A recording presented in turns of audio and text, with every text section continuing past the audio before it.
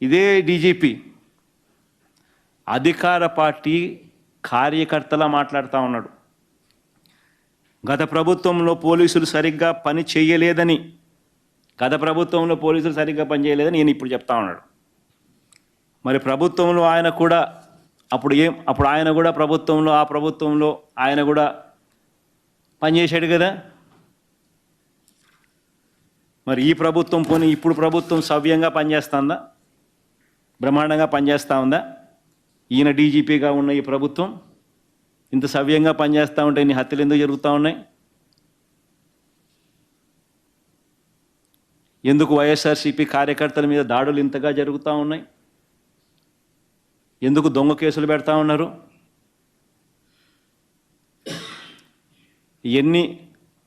5 నెలలు తిరక్క మునిపే దాదాపుగా 91 మంది అక్క చెల్లెమ్మల మీద ఎందుకు అత్యాచారాలు జరిగాయి? చిన్నపిల్లల మీద, అక్క చెల్లెమ్మల మీద ఎందుకు 7 మంది చనిపోయారు ఆడవాళ్ళు?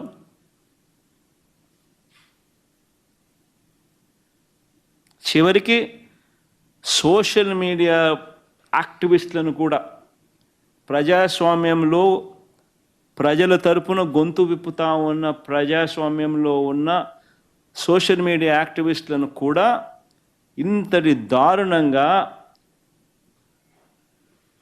ఇల్లీగల్గా డిటెన్షన్, సుప్రీంకోర్టు ఉత్తర్వులను వెటకారం చేస్తూ ఇల్లీగల్ డిటెన్షన్లు మరి ఎందుకు చేస్తూ ఉన్నారు? నేను ఒకటి చెప్తా ఉన్నా, మీ ఇష్టానుసారంగా మీ ఇష్టం వచ్చినట్టుగా ఇదే మాదిరిగా మీ వ్యవహార శైలి ఉంటే ఎల్లకాలం ఇదే ప్రభుత్వం ఉండదు. నేను మళ్ళీ చెప్తా ఉన్నాను, ప్రతి పోలీస్ ఆఫీసర్కి కూడా చెప్తా ఉన్నా, న్యాయాన్ని గౌరవించండి, ధర్మాన్ని కాపాడండి. అంతేగాని ఈ మాదిరిగా వన్ సైడెడ్గా ఇల్లీగల్గా తప్పు చేస్తున్నారని తెలిసి కూడా తప్పు చేసే కార్యక్రమం మీరు చేస్తే మాత్రం మేము చూస్తూ ఊరుకోము అని మాత్రం ఖచ్చితంగా చెప్తా ఉన్నాం. ప్రతి పోలీస్ ఆఫీసర్ మీద కూడా ప్రైవేట్ కంప్లైంట్స్ ఫైల్ చేస్తాం. ప్రతి పోలీస్ ఆఫీసర్ మీద ఎవరైతే తప్పులు చేస్తూ ఉన్నారో private complaints will be launched. ప్రతి బాధితుడు ప్రైవేట్ కంప్లైంట్ ఫైల్ చేస్తారు. వాళ్ళ తరపున అవసరమైతే లీగల్ ఎయిడ్ అఫీషియల్గా వైఎస్ఆర్సీపీ దగ్గరుండి ఇచ్చి కూడా సపోర్ట్ చేస్తుంది. అదొకటే కాదు, ఎల్లకాలం వీళ్ళ ప్రభుత్వం ఉండదు, గిమిలి అని అంటున్నారు. అధికారం కూడా తొందరగా కూడా పోవచ్చు, లేకపోయినా ఉండేది ఇక 4 ఏళ్ళే. దాని తర్వాత మళ్ళీ మా ప్రభుత్వం వస్తుంది. మీరు చేసిన ఇల్లీగల్ యాక్టివిటీస్ని దగ్గరుండి బయటికి తీస్తాం. ఏదో రిటైర్డ్ అయిపోయి వెళ్ళిపోతారు అనుకుంటున్నారేమో, రిటైర్డ్ అయిపోయినా పిలిపిస్తాం. లేకపోతే తిరుపతిలో ఆయన సుబ్బరాయుడు ఉన్నాడు, చంద్రబాబు నాయుడు తెలంగాణ నుంచి తెచ్చుకున్నాడు డెప్యుటేషన్ మీద. ఆయన ఏదో డెప్యుటేషన్కి మళ్ళీ తెలంగాణ వెళ్ళిపోతాను అనుకుంటున్నాడేమో, తెలంగాణ నుంచి మళ్ళీ పిలిపిస్తాం. 7 సముద్రాల అవతలున్నా కూడా పిలిపిస్తాం. ప్రతి పోలీస్ ఆఫీసర్కు చెప్తా ఉన్నాం, చూస్తూ ఊరుకోం. చట్టం దగ్గర దోషులుగా నిలబెడతాం. చేసినటివన్నీ బయటకు తీస్తాం. ఈ మాదిరిగా ఇల్లీగల్ డిటెన్షన్స్, కోర్ట్ ఆర్డర్లను అధిగమించి ఇల్లీగల్గా మీరు చేసే ఈ కార్యక్రమాలు ఏవి కూడా చూస్తూ ఊరుకోం. వారం రోజులుగా తిరుపతి పట్టణంలో అన్ని సబ్ డివిజన్ల హెడ్ క్వార్టర్స్లో, అన్ని ఇంపార్టెంట్ కాలేజెస్లో ఒక సైబర్ ఎక్స్పర్ట్ పిలిపించి ఈ సైబర్ నేరాలపై అవగాహన కార్యక్రమం ఏర్పాటు చేయడం జరిగింది. అన్ని విద్యార్థులకి పూర్తిగా ఒక అవగాహన కల్పించాలి. వాళ్ళు మొబైల్స్ ఏ విధంగా వాడుతున్నారు, యాప్స్ ఏ విధంగా డౌన్లోడ్ చేస్తున్నారు, వాటి వలన వచ్చే ఇబ్బందులు ఏంటి, ఇవన్నీ కూడా ఏర్పాటు చేయడం జరిగింది.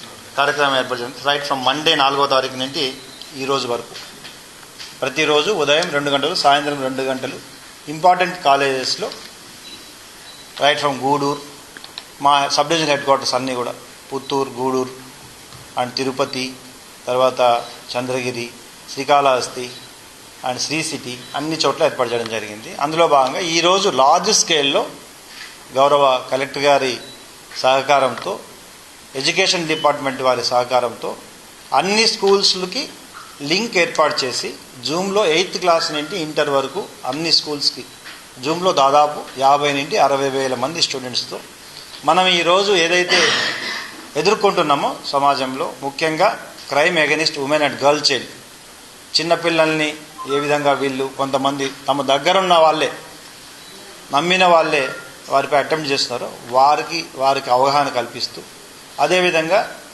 గాంజా మరియు డ్రగ్స్కి వ్యతిరేకంగా ఎటువంటి చట్టాలు ఉన్నాయి, ఏ విధంగా మీరు సమాజానికి తెలియజేయాలి, మీ తల్లిదండ్రులకు తెలియజేయాలి, సైబర్ క్రైమ్స్కి మనం లోన్ అవ్వకుండా ఏ విధంగా చర్యలు తీసుకోవాలి, ఇవన్నీ కూడా రైట్ ఫ్రమ్ స్టూడెంట్స్ నుండి అందరికీ తెలియజేయడం జరిగింది.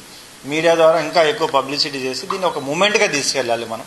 తద్వారా మనం ఈ 3 ఏవైతే మనం ఎదుర్కొంటున్నామో ఈ సమస్యల 3టిని మనం ఏదైనా మనం అనుకుంటే సాధించింది ఏముండదు. కాబట్టి సమాజం నుండే మార్పు రావాలి.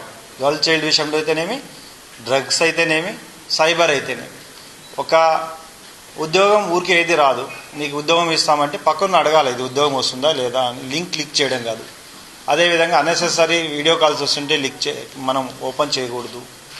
లేదా ఓటీపీ అడిగినప్పుడు కొంచెం ఆలోచించి ఫ్రెండ్తో మాట్లాడితే ఆ ఓటీపీ తెలుస్తుంది. సో ఇలాంటివన్నీ కూడా మనం అందరికీ సొసైటీకి తెలియజేస్తే తప్పకుండా రాబోయే రోజుల్లో ఈ సైబర్ క్రైమ్ని, డ్రగ్స్ని, తర్వాత వీటిని కూడా పూర్తిగా మనం ఎదుర్కోగలుగుతాం. సో దాని గురించి ఒక మంచి అవగాహన కార్యక్రమం తిరుపతిలో ఏర్పాటు చేయడం జరిగింది. మీ ద్వారా ఇంకా ప్రజలకి తీసుకెళ్లాలని కోరుకుంటున్నాం. మేమైతే అబ్జర్వ్ చేయలేదు. మరి మీరు ఎవరి దగ్గర చెప్పండి, మీరు చూపించండి, తప్పకుండా ఇవ్వండి. మీరు తప్పకుండా అవి అందించండి, తప్పకుండా చేస్తాం. మరి వాళ్ళ ఫాదరే వచ్చి మీడియా ముందు ఆ రోజు హాస్పిటల్ దగ్గర చెప్పడం జరిగింది కదా. ఇవ్వండి, మీరు అది మీడియా పోలీస్ వారికి అందించండి.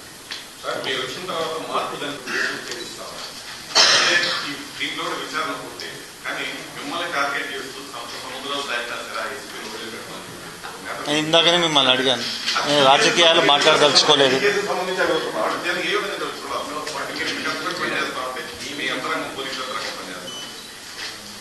నేను ఒక all India service, Indian police service సంబంధించిన అధికారిని. నేను నేటివ్ ఆఫ్ ఆంధ్రప్రదేశ్, అనంతపూర్ జిల్లా. నాకు వెంకటేశ్వర స్వామి దగ్గర సర్వీస్ చేయాలని ఒక మంచి ఆశతో ఇక్కడికి రావడం జరిగింది. ప్రభుత్వం నన్ను ఇక్కడ అపాయింట్ చేసింది. నేను తప్పకుండా చట్ట ప్రకారమే ఉద్యోగం చేయడం జరుగుతుంది. గతంలో పోలీస్ యూనియన్లు గతంలో ఏదైనా ఒక అధికారిని విమర్శిస్తే మీసాలు ఇవ్వడము, తొడలు కొట్టడం లాంటి వ్యవహారాలు చేసి ఇప్పుడు ఇలాంటి బీజేపీ మీద కానీ మీ మీద కానీ విమర్శ చేసిన కనీసం స్పందించడం లేదు. అందుకే నేను రాజకీయాలు మాట్లాడదలుచుకోలేదు. కేవలం ఈ కేసు విచారణ పూర్తయిందని చెప్పడానికి మిమ్మల్ని ఇక్కడ పిలవడం జరిగింది. తప్పకుండా చట్ట ప్రకారం నా విధి నేను నిర్వర్తిస్తాను.